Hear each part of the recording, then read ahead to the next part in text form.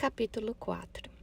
Nimrod, neto de Noé, constrói a Torre de Babel, e Deus, para confundi-los e destruir essa obra, manda confusão de línguas. Gênesis 10 e 11. Os 3 filhos de Noé, Sem, Jafé e Cã, nascidos 100 anos antes do dilúvio, foram os primeiros a deixar as montanhas para morar nas planícies, o que os outros não ousavam fazer, assustados ainda com a desolação universal causada pelo dilúvio. Mas o exemplo daqueles animou estes a imitá-los. Deram o nome de Sinar, a primeira terra em que habitaram.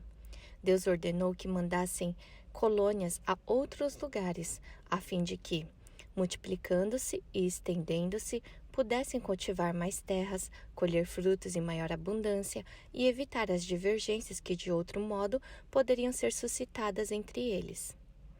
Porém, esses homens rudes e indóceis não obedeceram e, pelo seu pecado, foram castigados com os males que lhes sucederam. E Deus, vendo que o seu número crescia sempre, ordenou-lhes segunda vez que formassem novas colônias. Esses ingratos, porém, esquecidos de que deviam a Deus todos os seus bens e atribuindo-os a si mesmos, continuaram a desobedecer-lhe e acrescentaram à sua desobediência a impiedade de imaginar que era uma cilada que se lhes armava, a fim de que, estando divididos, pudessem Deus mais facilmente destruí-los.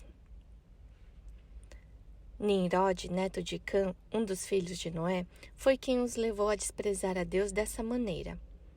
Ao mesmo tempo, valente e corajoso, persuadiu-os de que deviam unicamente a seu próprio valor e não a Deus toda a sua boa fortuna. E como aspirava ao governo e queria que o escolhessem como chefe, abandonando a Deus, ofereceu-se para protegê-los contra Deus, caso Deus ameaçasse a terra com outro dilúvio, construindo uma torre para esse fim, tão alta que não somente as águas não poderiam chegar-lhes ao cimo, como ainda ele vingaria a morte de seus antepassados. O povo insensato deixou-se dominar pela astuta convicção de que lhe seria vergonhoso ceder a Deus e começaram a trabalhar nessa obra com um incrível ardor. A multidão e a atividade dos operários fez com que a torre em pouco tempo se elevasse a uma altura acima de qualquer expectativa, mas a sua debilidade fazia com que parecesse menos alta do que era de fato. Construíram-na de tijolos, cimentando-a com betume, para torná-la mais forte. Deus, irado com essa loucura, não quis, no entanto, exterminá-los como fizera aos seus predecessores, cujo exemplo, aliás, lhe havia sido de todo inútil, mas pôs divisão entre eles, fazendo com que a única língua que falavam se multiplicasse num instante, de tal modo que não mais se entendiam. A confusão fez com que se desse ao lugar onde se havia construído a torre o nome de Babilônia, pois Babel, em hebreu, significa confusão. A Síbila assim descreve esse grande acontecimento.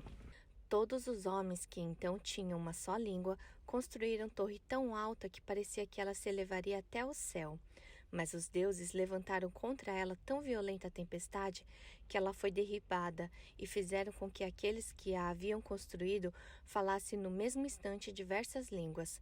Isso foi causa de que se desse o nome de Babilônia à cidade, que depois foi construída naquele mesmo lugar.